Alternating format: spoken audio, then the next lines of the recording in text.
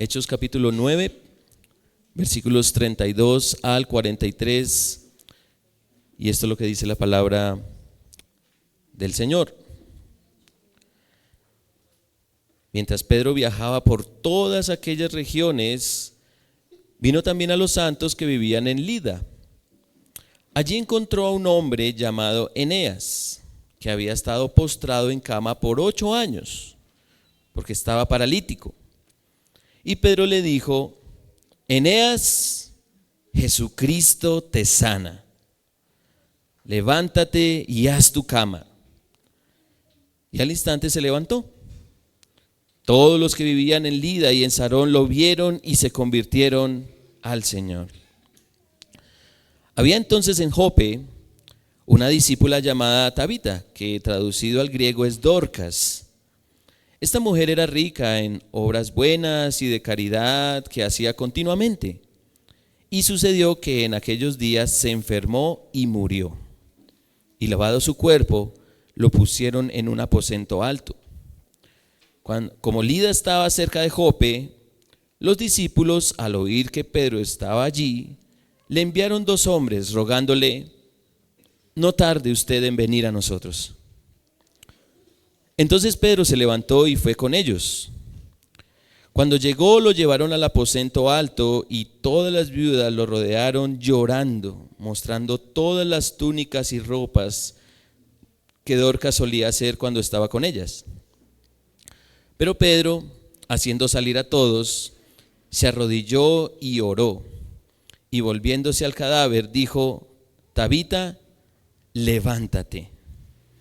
Ella abrió los ojos y al ver a Pedro se incorporó.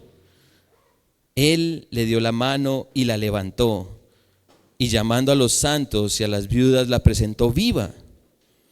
Esto se supo en todo Jope, y muchos creyeron en el Señor.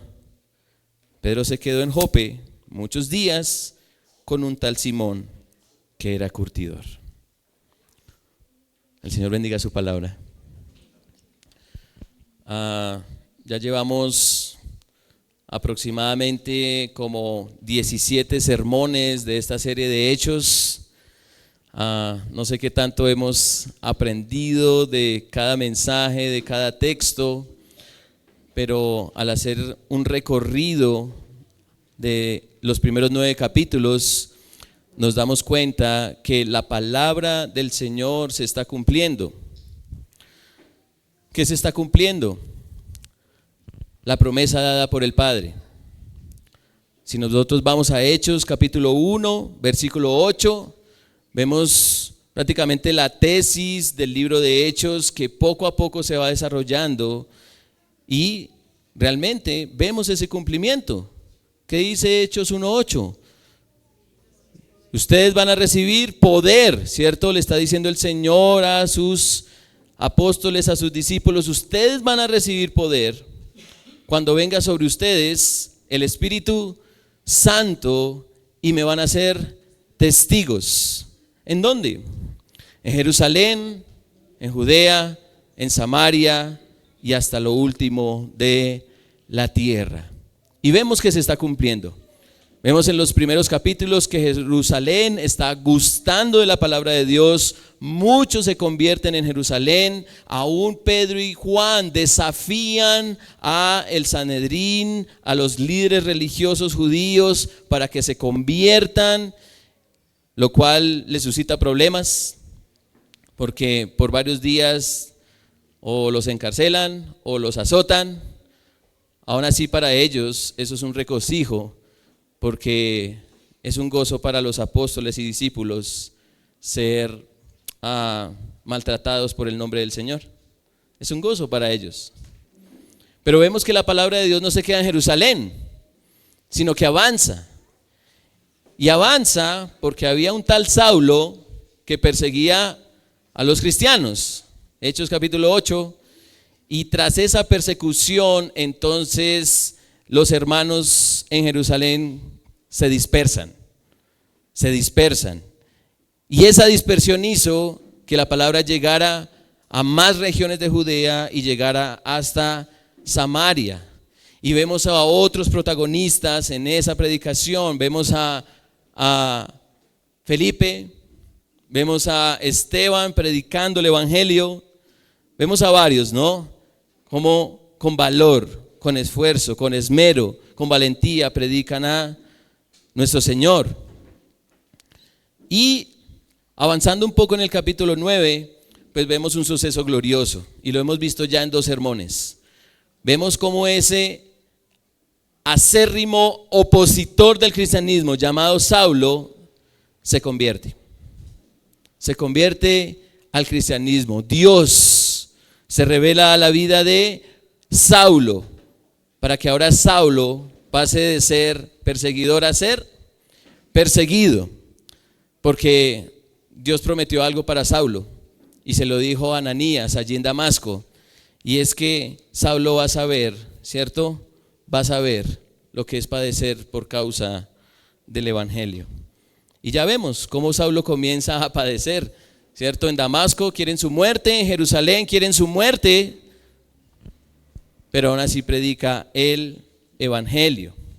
Y entre los capítulos 8 y 9, lo que estamos viendo es que se traslapa el ministerio apostólico de Pedro y la iglesia en Jerusalén con el ministerio de Pablo, que apunta hacia los gentiles, porque la promesa es que debemos ser testigos, o debe ser testigos, en Jerusalén, en Judea, en Samaria y hasta lo último de la tierra. Sin embargo, Pedro,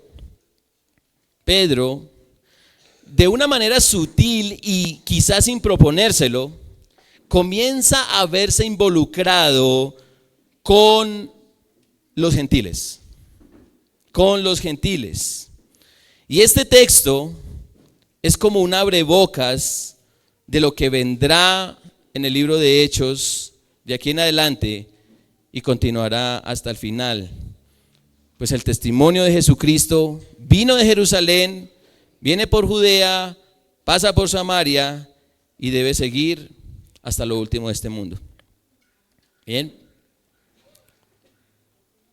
Entonces, en este solapamiento entre lo sucedido con Saulo y el ministerio de los apóstoles en Jerusalén, tenemos este texto. ¿Qué vemos en el texto? Lo leíamos. Hay un hombre que es sanado y una mujer resucitada. Y vemos cómo Pedro viene a ser importante en estos milagros. Y la pregunta es, ¿por qué Lucas como autor relata esto? Más allá de ser el inicio al puente del ministerio hacia los gentiles. Y la respuesta no la sé. No es muy clara. Pero quiero apelar, hermanos y amigos, a lo que es evidente y que nos deja un mensaje. La gloria de Jesucristo es la marca de un verdadero ministerio. La gloria de Jesucristo es la marca de un verdadero ministerio.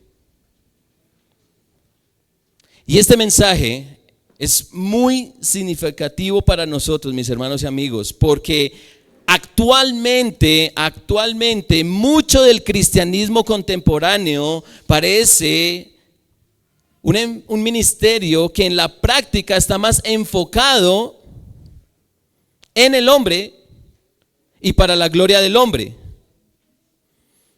Y aunque se llegue a afirmar de labios para afuera que es para la gloria de Dios, no es así. Y nosotros, familia fiel, de alguna manera podemos estar cayendo en el mismo error. Así que necesitamos reenfocar el ministerio que el Señor nos ha dado para que toda la gloria sea para Cristo y su nombre sea su nombre, lo que se siga predicando y expandiendo. Predicando y expandiendo. Y ese es el sentir de los apóstoles. No que ellos sean famosos, sino que el nombre de Cristo sea famoso. La gloria de Jesucristo es la marca de un verdadero ministerio. Así que permítanme argumentar este mensaje a la luz de 3 evidencias que surgen del texto. 3 evidencias. La gloria de Jesucristo es la marca de un verdadero ministerio porque, primero, sigue el ejemplo de Jesús. Segundo, surge del poder de Jesús, del Señor.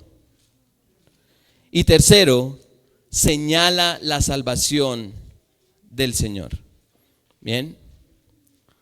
Esas son las 3 evidencias. Y como son evidencias, entonces espero que el Espíritu Santo me ayude a argumentarlos, para que ustedes se convenzan de que la gloria de Jesucristo es la marca de un verdadero ministerio. Ministerio que tiene todo cristiano. Así que miremos esa primera evidencia. La gloria de Jesucristo es la marca de un verdadero ministerio porque sigue el ejemplo del Señor. Luego de la conversión de Saulo, la iglesia de Jerusalén y sus alrededores tiene más libertad para predicar a Cristo, ¿sí? De hecho, hace que los apóstoles tengan más movilidad. Cuando Saulo perseguía a la iglesia, muy seguramente muchos se escondían o escapaban y se escondían, pero ya Saulo, habiendo sido convertido, hay mucha más libertad, mucha más movilidad. Y Pedro aprovecha ese periodo de paz para visitar a hermanos en Judea, en otras ciudades de Judea. Versículo 32. Mientras Pedro viajaba por todas aquellas regiones, vino también a los santos que vivían en Lida. Bien. El ministerio de Pedro era itinerante, es decir, se movía de un lugar a otro, no se quedó propiamente en Jerusalén, aunque Jerusalén era como el centro, ¿no? Pero Pedro se movía en otros lugares. Pedro deseaba que los creyentes en Judea fueran confirmados. Los quería visitar y para eso se requiere tiempo y desplazamiento. Su ministerio es de tiempo completo, pues eran muchas las regiones y muchos los hermanos por visitar. Por eso, mis hermanos, qué bendecida es una iglesia. Por ejemplo, Familia Fiel tiene esa gracia, pero conozco muchos pastores amigos que no tienen esa gracia. Pero qué bendecida es una iglesia como la de Judea, que puede tener pastores, líderes a tiempo completo para su cuidado. Y Familia Fiel está caminando hacia ese propósito para tener más hombres entregados a ese propósito. Lo sabemos, los miembros, ¿cierto? Ahora, Pedro en esa visitación llega a Lida y algo sucede en Lida. Versículo 33. Allí encontró a un hombre llamado Eneas que había estado postrado en cama por 8 años, porque estaba paralítico. Y Pedro le dijo: Eneas, Jesucristo te sana. Levántate y haz tu cama. Y al instante se levantó. Todos los que vivían en Lida y en Sarón lo vieron y se convirtieron al Señor. Si miramos Hechos, Pedro junto con Juan ya habían hecho milagros. Pero ¿por qué nos puede llamar la atención este milagro? ¿Por qué? Por su parecido, muy, muy parecido a otro milagro que hizo directamente el Señor. ¿Y dónde está ese milagro? Está en los evangelios y lo leímos al principio del culto, por eso no lo vamos a leer.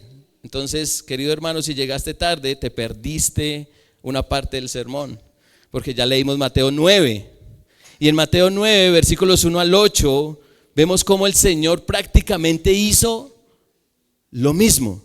Y sucedió lo mismo y las reacciones de los que estaban alrededor fueron casi similares.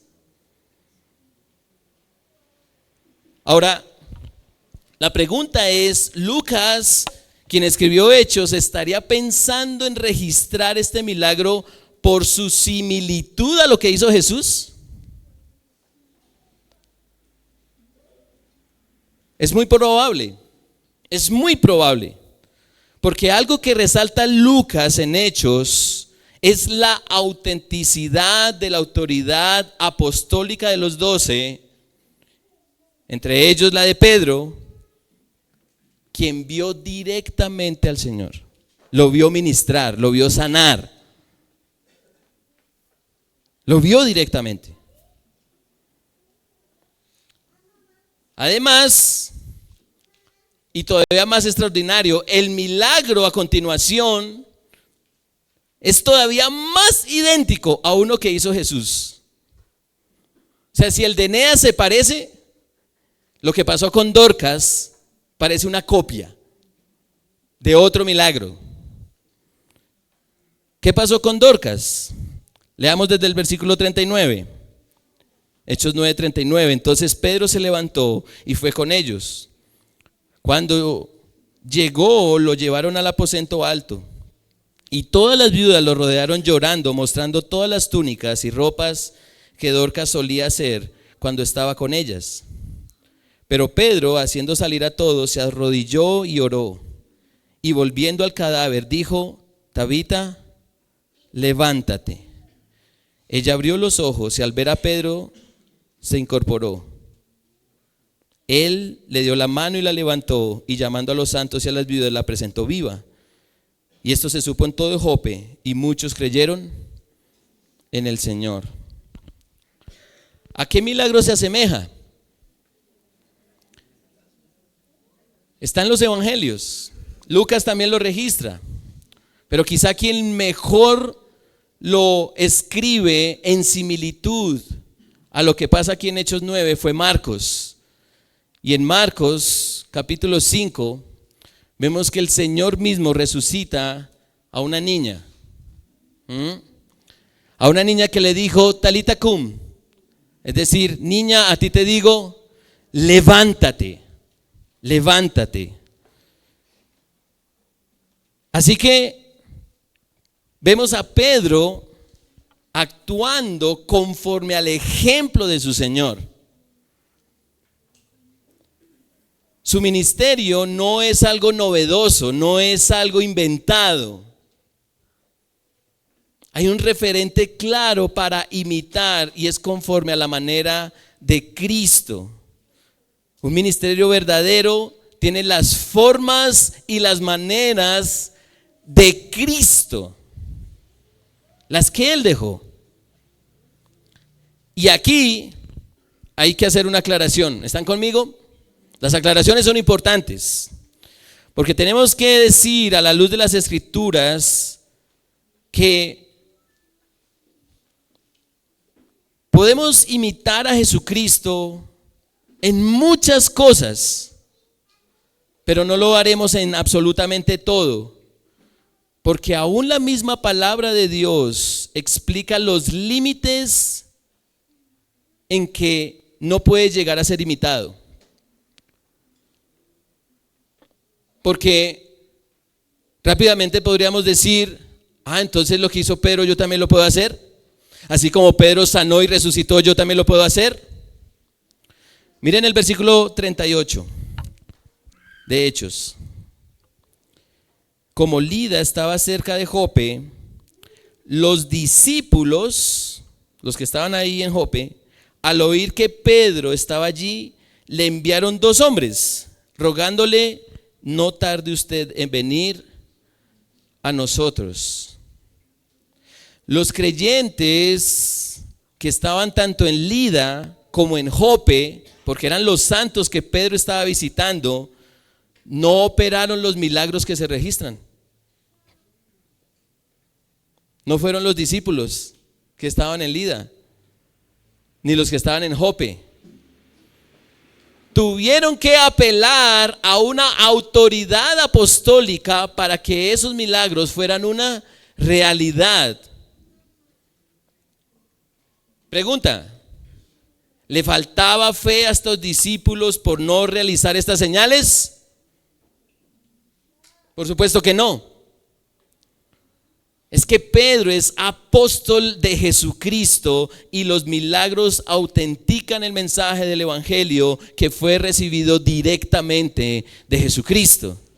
Y Hechos nos ha dejado en claro eso.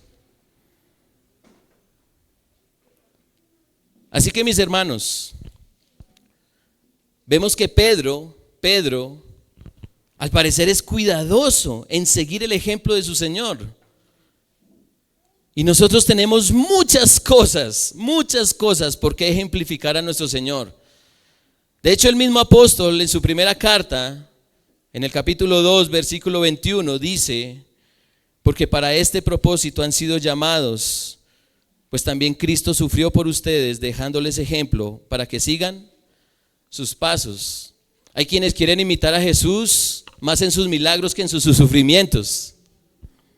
Nosotros estamos más llamados a padecer por Cristo que a figurar por Cristo, como muchos pretenden hoy. Y si tenemos esto presente, quien será exaltado será Él, Jesucristo. Mientras más imitemos a Cristo, más gloria recibirá. Pedro lo imitó en sus milagros. ¿En qué lo podemos imitar? ¿En qué nosotros lo podemos imitar? Quizá en nuestros matrimonios, así como Cristo entregó su vida por la iglesia, o quizá en nuestra paternidad, o en nuestras actitudes, como dice ahí mismo Pedro, quien siendo ultrajado no abrió su boca, o en nuestros sufrimientos, o en nuestra comunión con los hermanos en la fe. Porque, hermanos, allí estamos ministrando para la gloria de Cristo, pues su gloria es la marca de un verdadero ministerio. Y quiero repetirles, hermanos y amigos, quiero repetirles esto en humildad, de que el punto de Lucas con esto, y no estoy seguro, pero parece que es que imitemos a Cristo.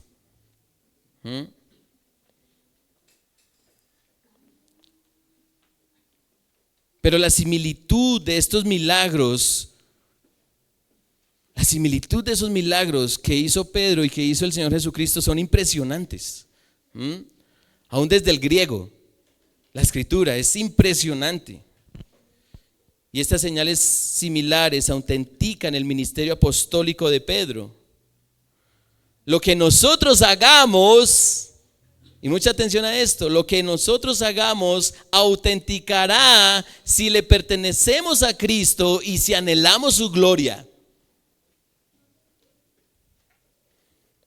Pues Dios en Cristo, dice el apóstol Pablo en 2 Corintios, nos ha dado el ministerio de la reconciliación, el cual predicamos exponiendo el evangelio y testificamos viviendo el evangelio.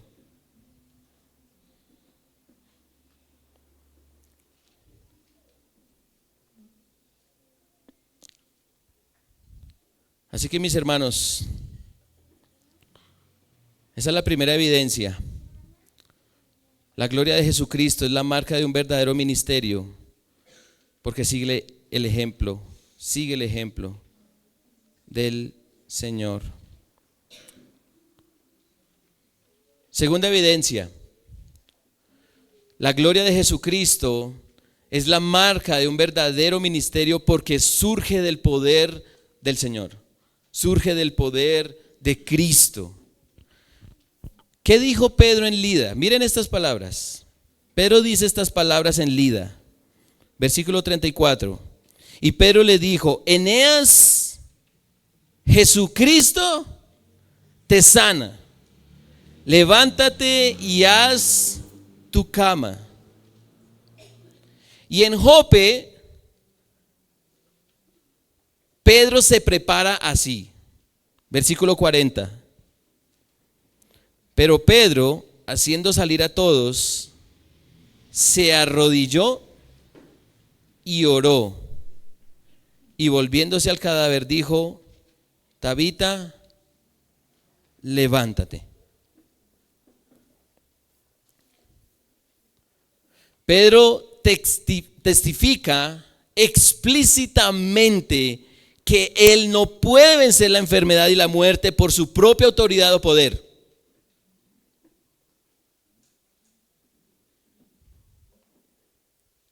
Pedro es un apóstol de Jesucristo, pero él no tiene poder en sí mismo.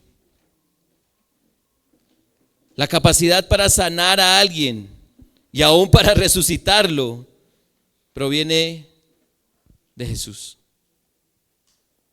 Proviene de Jesús. Y en los milagros registrados en los evangelios, en Marcos, en Mateo, aún en Lucas, es Cristo mismo quien con su poder sana y levanta de entre los muertos. Es Cristo mismo.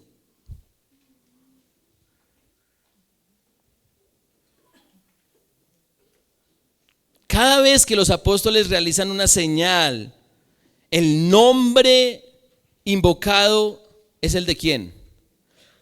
El de Jesucristo. Pero, mucha atención a esto, no solo es invocado, sino que intencionalmente Cristo viene a ser el centro de ese milagro. Pedro le dijo a Eneas: Jesucristo te sana. Y Pedro ante Dorcas muestra una actitud de humillación y dependencia del Señor para resucitarla. Porque el poder proviene de Cristo. Si queremos ministrar para la gloria de Jesucristo, necesitamos plena conciencia de que nuestra competencia y capacidad vienen de Él, del Señor. Un verdadero ministerio demuestra en palabras y obras cuán impotentes somos y cuán poderoso es nuestro Señor. Hermanos varones, y yo como hombre, ¿nos hemos dado cuenta cuán débiles somos para ministrar a nuestras esposas?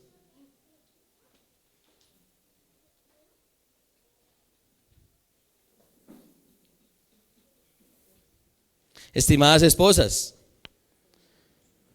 ¿se han dado cuenta cuán limitadas son para responder al llamado de ser ayuda idónea a sus esposos?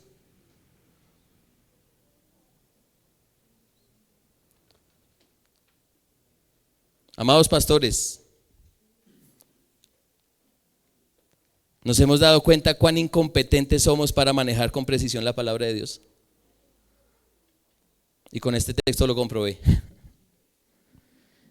Iglesia, ¿nos hemos dado cuenta cuán limitada es nuestra visión de reino como para ser testigos hasta lo último de la tierra?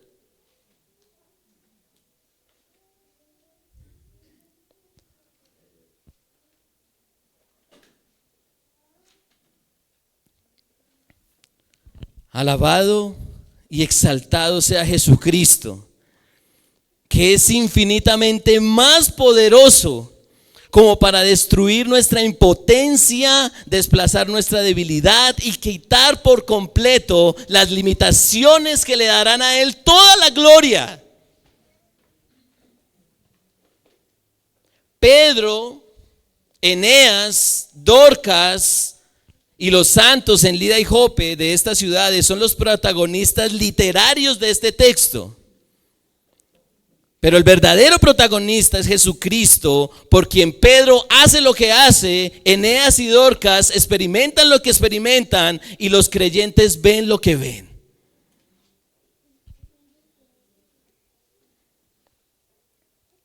La gloria de Jesucristo es la marca de un verdadero ministerio.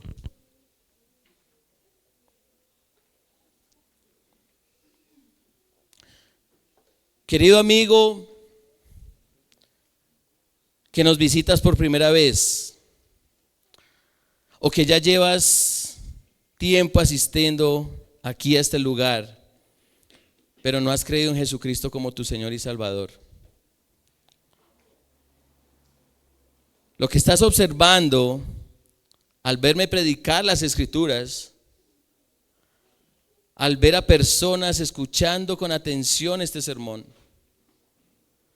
al ver pecadores transformados y que aman a Dios por sobre todas las cosas, al ver esposos amando a sus esposas como Cristo ama a su iglesia, al ver padres instruyendo a sus hijos en el temor del Señor, al ver jefes y empleados servir no como queriendo agradar a los hombres sino a Dios, al ver a una iglesia creciente en número y en espíritu, al ver a personas que se gozan en el sufrimiento, al ver que de hecho viven solas en casa, pero que son abrazadas y acogidas por hermanos en la fe, todo lo que estás viendo no es por el poder de hombre alguno,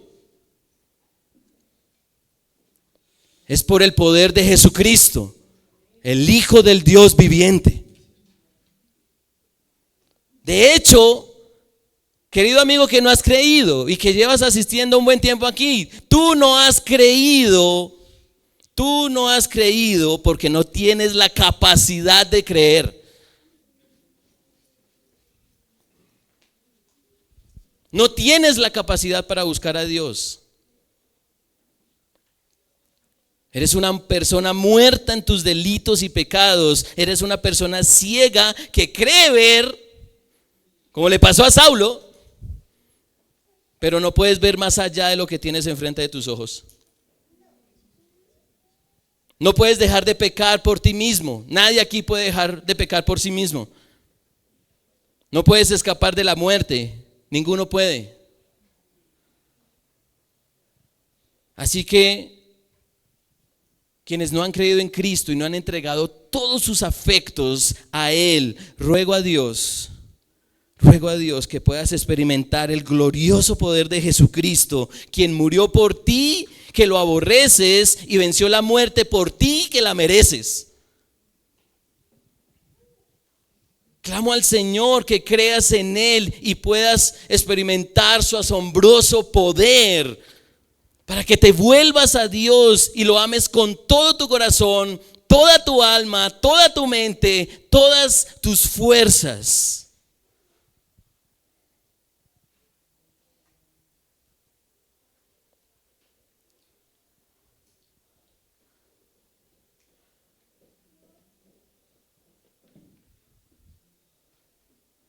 Así que tenemos dos evidencias. La gloria de Jesucristo es la marca de un verdadero ministerio, porque sigue el ejemplo del Señor, de Jesús, y porque surge del poder del Señor.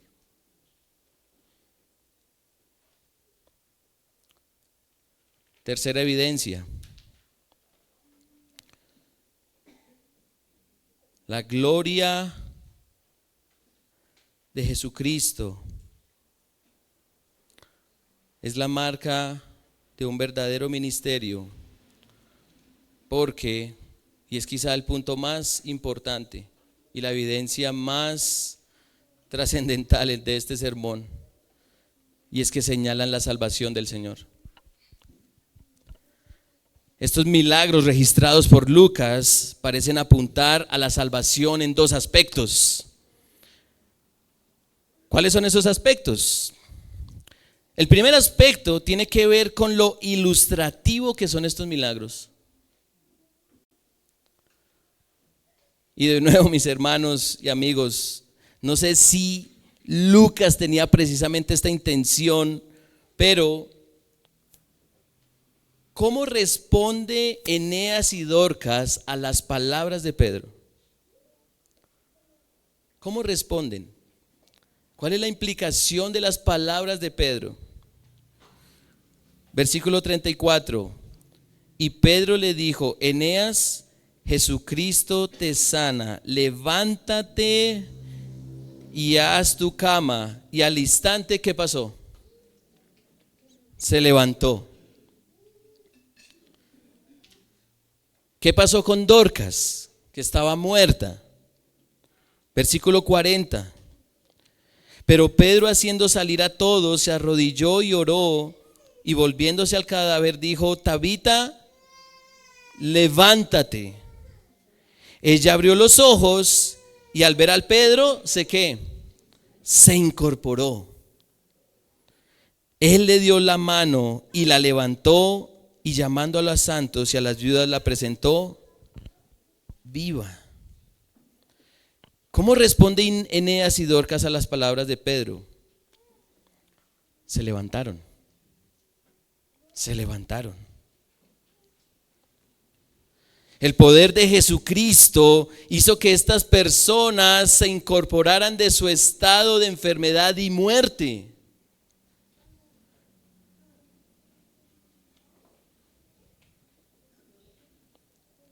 La pregunta es, ¿no hizo esto mismo el Señor con nuestro pecado al levantarnos proveyendo sanidad y vida espiritual? Eso fue lo que pasó con Saulo. Saulo creía ver, pero estaba ciego, y el Señor lo enceguece físicamente para que luego pueda ver tanto física como espiritualmente y pueda confesar: sí, Jesús es el Hijo de Dios. Es que, hermanos, estos dos milagros parecen particularmente seleccionados para expresar lo mismo. Un hombre postrado por muchos años se levanta, y una mujer muerta se levanta. Ahora, no sabemos si Eneas era creyente, pero Dorcas sí lo era, porque el texto dice que era una discípula. Se registra su testimonio y la manera en que ministró a las viudas en Jope. Pero tanto él, Eneas, como ella, Dorcas, fueron objeto de la intervención sobrenatural de Cristo, que los levantó de su lamentable condición. Y hermanos y amigos, no puede haber peor condición para un ser humano que el estar postrado y muerto en sus pecados.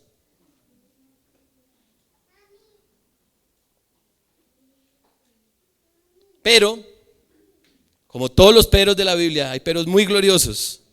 Pero no puede haber mejor condición para un ser humano que el de ser levantado y resucitado para vivir verdadera y eternamente. Esos milagros modelan muy bien la realidad de todo creyente que estaba muerto, hasta enfermo y muerto, pero que ha sido levantado por el poder de Cristo para la gloria de Cristo. Entonces, ese es el primer aspecto. ¿Cómo estos milagros ilustran aspectos de nuestra salvación de una manera increíble? Pero el segundo aspecto al que apuntan estos milagros es el resultado final de estos milagros. ¿Cuál es el fin último de cada milagro que hace Pedro? Versículo 35.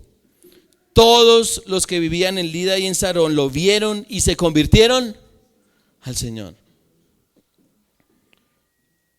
Versículo 42. Esto se supo en todo Jope y muchos creyeron en el Señor. En Lida y en Jope habían discípulos de Cristo, pero tras estos milagros hubo más conversiones. Estamos ante un verdadero ministerio porque resultó en lo que Dios más desea y en lo que la iglesia más procura, y es que muchos más confíen, crean que Jesucristo es el Hijo de Dios. Estos milagros son tan solo dos ejemplos que amplifican lo que dice el versículo 31. ¿Qué dice el versículo 31? Entre tanto, la iglesia gozaba de paz por toda Judea, Galilea y Samaria, y era edificada, y andando en el temor del Señor y en la fortaleza del Espíritu Santo, seguía creciendo. La gloria de Jesucristo es la marca de un verdadero ministerio cuando hay genuinos conversos a Él. Hoy en día muchos se jactan de hacer milagros en el nombre de Jesús, pero ¿cuántos pecadores nacen de nuevo cuando observan esos supuestos milagros?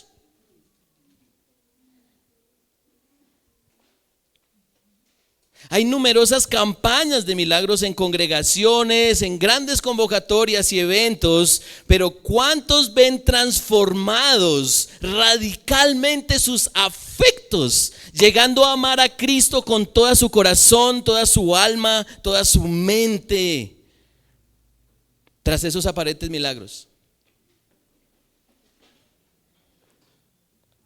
Pregunta: ¿estaba Pedro y los santos de Lida y Jope interesados meramente en que Eneas y Dorcas experimentaran ese milagro?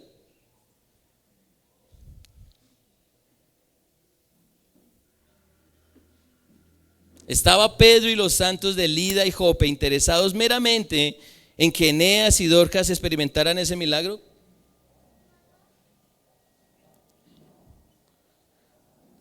En el caso de Eneas no lo sabemos, porque el texto no nos dice explícitamente si era discípulo. En el caso de Dorcas puede que sí, pero el resultado superó las expectativas, pues estas personas no solo experimentaron lo sobrenatural en sus cuerpos, sino que los habitantes de sus ciudades experimentaron la salvación sobrenatural de Dios.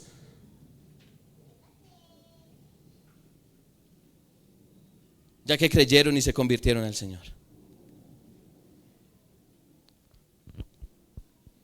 Este texto nos muestra un verdadero ministerio, uno que está en función de la gloria de Jesucristo.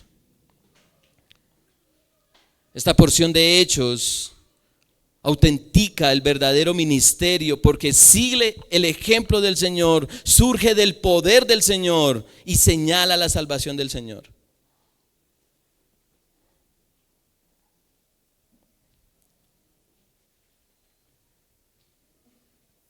Miembros de Familia Fiel, autentiquemos el ministerio que hemos recibido. Hagamos revista, hagamos un análisis de lo que creemos, lo que confesamos, lo que testificamos y de los resultados finales.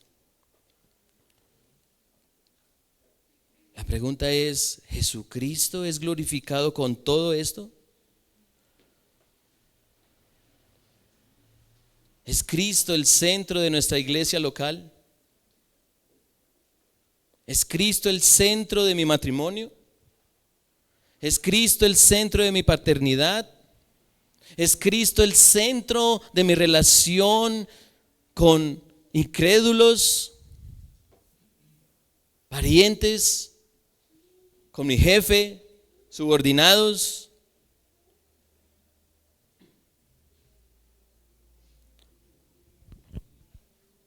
Muchos aquí saben que muchas marcas dejan ver si una iglesia es saludable, pero solo una marca muestra si una iglesia tiene el verdadero ministerio, y es la gloria de Jesucristo. La gloria de Jesucristo. Esta marca es necesaria, muy necesaria, para que la misión se cumpla hasta lo último de la tierra. Si Familia Fiel no tiene esa marca, no pensemos en plantar. Le haríamos un daño al avance del reino.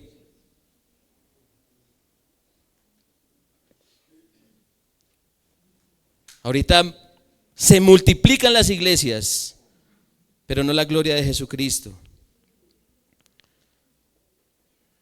Así que, ¿cómo ver tangiblemente si Familia Fiel busca la gloria del Hijo de Dios? Si lo imita, si imita a Cristo, si experimenta su poder y si resulta en conversiones genuinas. Así que el Señor nos ayude a ejercer el verdadero ministerio que nos ha dado.